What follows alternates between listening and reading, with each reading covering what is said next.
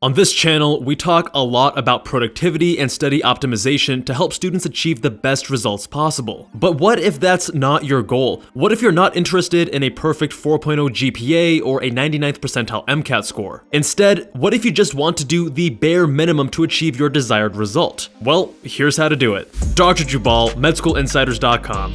The first step is to define your goal. If you don't identify what you're trying to accomplish, it will be very difficult to determine the bare minimum effort required to achieve it. For instance, the bare minimum required to get all A's in your classes is very different from the bare minimum required to pass. Defining your goal provides direction. Without it, you'll likely fall into one of two situations. You'll either 1. Fail to achieve your goal, or 2. End up putting in far more effort than necessary to achieve it. As the late American author and motivational speaker Zig Ziglar put it, if you aim at nothing, you will hit it every time. If you're in college, consider what grades you're trying to achieve this semester. Are you trying to get all A's, or are you just trying to pass? Alternatively, if you're in medical school, are you trying to match into a hyper-competitive specialty like plastic surgery or ENT, or are you more interested in a less competitive specialty? Your goal will largely dictate the bare minimum effort that you have to put in. Next, understand how you'll be graded. Similar to defining your goal, understanding how you'll be graded provides you with insight and direction into how to achieve your goal with minimal effort. In college, how you're assessed will depend heavily on your specific class or instructor. On the one hand, there are some classes where your grade is primarily determined by your performance on exams. On the other hand, there are some classes where your grade is a combination of exams, assignments, and participation, among other factors. There are even some classes where your grade on the final exam can determine your entire grade in the class. By understanding the grading rubric up front, you can map out a plan to achieve your result with the minimum effort. Understanding the rubric will also help you determine where to put your efforts. For instance, if a project or assignment is worth a very small percentage of your grade, then it's not worth putting considerable effort into it. Your time is much better spent on the aspects of your grade that will actually move the needle. For medical students, understanding how you'll be graded is particularly relevant during your third-year clerkships. During this time, you'll be gaining experience in a variety of specialties and receiving a grade for each rotation. There are generally two main components to your clerkship grade: your shelf exam score and your evaluations from preceptors. Depending on the school and the rotation, how these components are weighted with respect to each other will vary. For some schools, 80% of your grade may come from your shelf score and only 20% from your evaluations. For others, 60% of your grade may come from evaluations and only 40% from your shelf score. Understanding how you'll be graded is key to knowing how you should prioritize your time. If your grade is dependent primarily on your exam score, then your time is better spent studying for shelves than it is trying to impress your preceptors. To learn more about how to crush your clerkships, check out our video covering this topic, link in the description. Once you've defined your goal and understand how you'll be assessed, figure out your priorities. According to the Pareto principle, 80% of your results come from just 20% of your actions. Your job is to find out what those 20% of actions are and to make them a priority. If your grade is predominantly determined by your exams, for instance, then you need to make studying for exams a priority. If it's determined by projects, then you need to make projects a priority. Knowing where to put your efforts will help you minimize unnecessary work. Similarly, you should also prioritize your type of laziness. Consider how you want to be lazy. Do you want to put in fewer hours overall? Or would you prefer to put off studying completely until the last possible minute? Whatever your preference is, each one has its pros and cons, and each one requires a different approach. If you just want to study fewer hours overall, then the trick is to space out your studying so that you don't have to spend too much time studying during each individual session. On the other hand, if you prefer to save your studying until the last minute, then you'll need to prepare yourself for rough days and long nights leading up to the exam. Regardless of the approach you prioritize, however, you'll want to optimize your studying. I know what you're thinking. I thought this was the lazy student's guide to studying. Why are you talking about study optimization? But if you think about the goal of the lazy student, it actually makes a lot of sense. Lazy students want to achieve their desired result in the least amount of time and with the least amount of effort. Whereas top students try to increase their efficiency so they can do more, lazy students try to increase their efficiency so they can do less. Sometimes that means it's better to be intensely focused for a short period rather than dragging it out with a half-hearted approach. For instance, putting in 100% for 30 minutes is equivalent to putting 50% in for 1 hour. Although this requires you to put in more effort per unit of time, you're able to accomplish more during during that time, which means less time studying overall. A lazy student that is still serious about doing well in their classes may skip their lecture and review audio or video recordings at 2x speed instead. They might also skip reading the textbook or notes and go straight to working through flashcards and practice questions. Yeah, they miss some details, but their goal isn't to get a 99%. Instead, it might be to get a 70%, and for that, this strategy can work incredibly well. If you want to take your studying efficiency to the next level, we have an entire playlist going over study strategies and tips, link in the description. Lastly, lean into your strengths. If you're good at something, it probably feels pretty easy. So if you're lazy, don't choose something hard for you. Try to choose a major or classes that play into your strengths. One of my strengths has always been critical thinking over memorization. So in college, neuroscience, almost by accident, was an incredibly well-fitting major. Although this was known for being one of the most difficult pre-med majors, the subject matter played to my strengths. As a result, I was able to set the curve in a lot of my classes much more easily than many of my peers. There was even one instance where I forgot to study for the midterm and still got the second highest grade in the class. It was a class entirely about action potentials, and the exam asked me how I would approach a fabricated neuron with made-up parameters. Although I forgot to study for the test, I was able to reason my way through the question and ultimately achieve a high score. On the flip side, psychobiology was considered the easiest pre-med major at my college. During my senior year, after I had already been accepted to medical school, I chose to take an easy psychobiology class to meet my major's upper division requirements. Similar to the class about action potentials, I didn't study much for the midterm. However, this time I got a B. The reason was that this class required a great deal of rote memorization, which is not a strength of mine. In fact, I had to study hard for the final in order to get an A in the class. Ironically, if I had chosen the easier psychobiology major instead of the harder neuroscience major, college would have been much more challenging for me. The more you reduce friction, the easier things will become. If you're a lazy student that also wants to become a doctor, then your goal should be to do the least amount of work necessary to get into medical school. But to do that, you need to start by figuring out exactly what is required of you. The path of getting into medical school is arduous, with complexities, nuances, and roadblocks that can stop even the most ambitious of pre-medical students. If your dream is to become a doctor, be sure to check out the Med School Insider's Pre-Med Roadmap to Medical School Acceptance course. Our team of elite physicians came together and built this course from the ground up to streamline your entire college experience into a single high-yield resource. This is the guide we wish we had back as pre-meds ourselves, as it would have helped us avoid countless mistakes and made the process much smoother and less stressful. This includes guidance you won't find anywhere else. The course was created by top physicians who secured acceptances to multiple top programs, including schools that fought over us by throwing large merit-based scholarships to sway our decision. That's right, we got paid to attend one medical school over another. It's a great position to be in, and we'll show you how it's done. The Pre-Med Roadmap course is on sale for a limited time using the link in the description. Members of this channel get an exclusive members-only discount. Thank you all so much for watching. If you enjoyed this video, be sure to check out our study strategies and tips playlist or this other video. And be sure to let me know your favorite lazy student study tip down below. Much love, and I'll see you guys in that next one.